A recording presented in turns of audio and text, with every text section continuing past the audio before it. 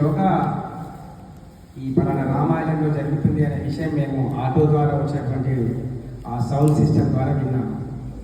విని నేను నా మిస్సెస్ని ఇక్కడ జాయిన్ చేయించాను. ఎప్పుడైనా నేను గురుజీకి ఫోన్ చేశాను, సార్ ఇలా నాకు తెలియదు, రేపు రండి అంటే. మేము అప్పుడు హైదరాబాద్లో ఉన్నాము, అంటే ఆ డెమో క్లాస్ రాలేదు, నెక్స్ట్ డే నుంచి పంపించాము. మా ఇంట్లో వచ్చి ఇంకా మా మేడం అద్భుతంగా చెప్పింది, సూపర్గా ఉంది, సరే మేము కూడా అటెక్ట్ అయ్యాము, వచ్చాము. యోగా అనేది మనస్సు యొక్క బాహ్య శరీరాన్ని ఒకే జతగా చేసేది. యోగా మీన్ నాకు తెలిసినంత వరకు అదే, నీ మనస్సును నియంత్రించడం లేదా నీ యొక్క శ్వాసని నీ కంట్రోల్లో, అంటే నీ శ్వాస మీద ధ్యాస ఉంచడం అనేది నాకు తెలిసినంత వరకు. గురుజీ అంత గొప్పగా చెప్పడం, కానీ నేను చదువుకున్నంత వరకు. అయితే ఈ యోగా చేయడం ద్వారా ఎన్నో లాభాలు.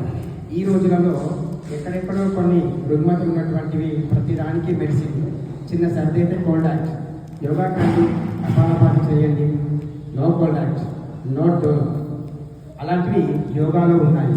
అంటే మెడిసిన్ లేకుండా చేసేటటువంటి కార్యక్రమాలు ఎన్నో యోగాలో ఉన్నాయి.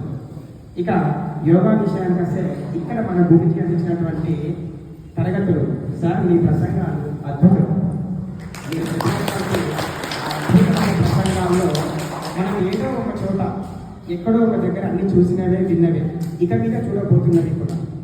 ప్రతి దగ్గర సత్యం అనేది మనకు కనిపించింది. ఎలా ఉండాలి, మనం ఎలా ఉండబోతున్నాం, ఇంతకుముందు ఎలా ఉన్నాం.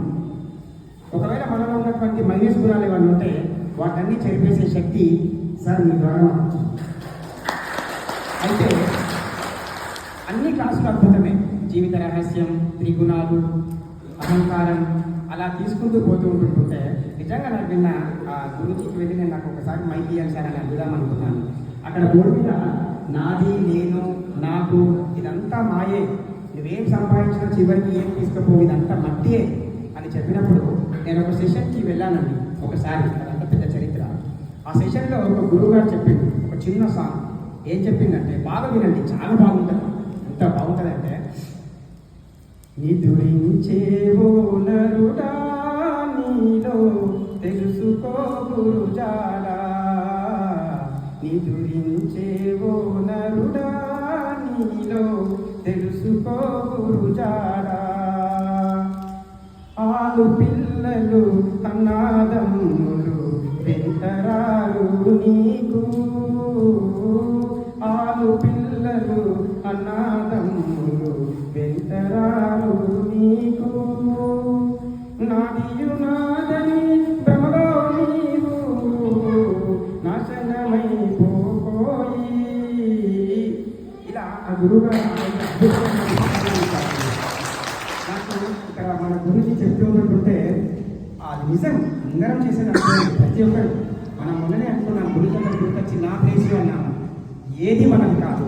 అంటే మనం ఎప్పుడైతే శూన్య స్థితిలోకి వెళ్తామో, ఎప్పుడైతే సమాధి స్థితిలోకి వెళ్తామో అప్పుడు మనము ఎలాంటి తప్పు చేయము. ఈ సమాజం అంతా అలాగే ఉండాలని యోగా చెబుతుంది.